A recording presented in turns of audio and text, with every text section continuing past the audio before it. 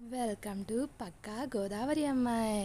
మన ఛానల్ ఎవరైనా కొత్తగా చూస్తే సబ్స్క్రైబ్ చేసేసుకోండి. ఇలా నోరూరించే చేపల పులుసు మన గోదావరి స్టైల్లో చేసేద్దాం, వచ్చేయండి.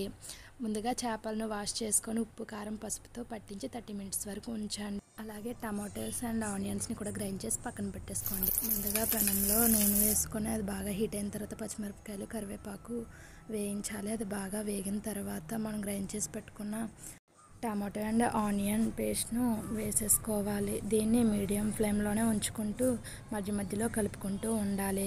ఇది ఇలా కొంచెం దగ్గరికి అయిన తర్వాత దీనిలో కల్లుప్పు వేసుకోవాలి.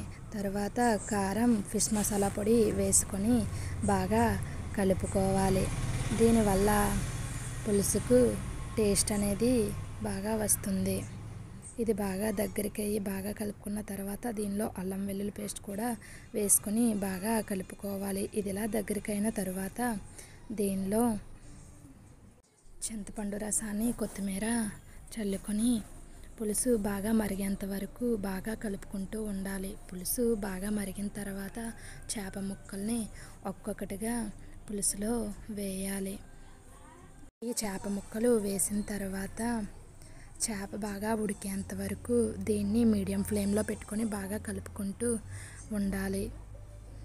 తర్వాత ఇలా దగ్గరికి అయిన తర్వాత చేప పులుసు రెడీ అయిపోతుంది. ఇలాంటి మరిన్ని వీడియోస్ కోసం ప్లీజ్ డు సబ్స్క్రైబ్.